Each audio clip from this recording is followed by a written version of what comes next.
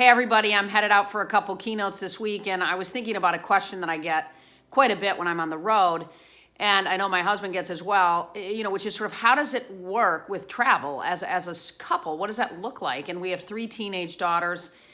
How does that work? And I live in Atlanta. I travel out of one of the busiest airports in the world, and I know so many of you watching this travel a ton, and your spouses or partners travel, I'm sure, quite a bit. I probably travel 120, 150 days a year. And, we know that when our home is healthy, our relationships are healthy, we're better leaders. We serve our customers and our clients even better. But it's interesting. I think people always think about it in the context of how does the person on the road do it? How do they stay fresh, healthy, rested, etc.? And I don't think we often spend enough time thinking about how does the person at home do it? What does that look like for them? And I think it's equally as important. And so I wanted to touch on a couple things that I think are important to maybe be, intentional about to support the person that's at home.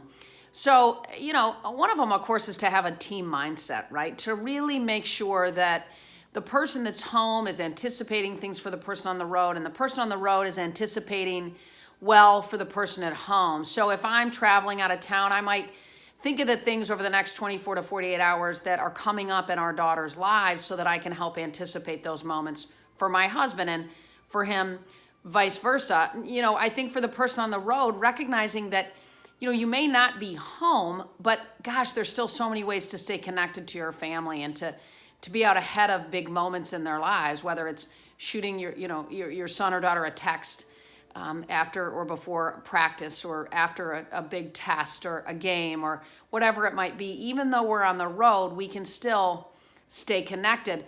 I think it's important too for the person on the road to really be grateful for the person that's at home, because they're saying no maybe to a lot of things. They're saying no to dinners with clients or cocktails with clients or whatever it might be that they maybe can't go do because they need to be there for the family. So recognizing that the person at home is saying no and making sacrifices, I think, is important.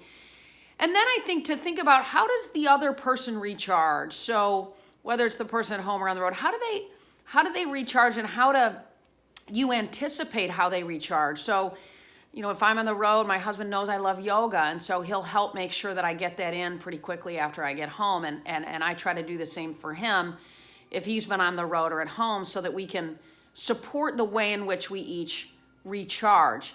So, I would just challenge you to maybe pick 1 or 2 or, 3 of these things. Have a conversation with your spouse about how to be intentional in supporting each other, because when things are healthy at home, we can serve our clients and we can lead certainly even better.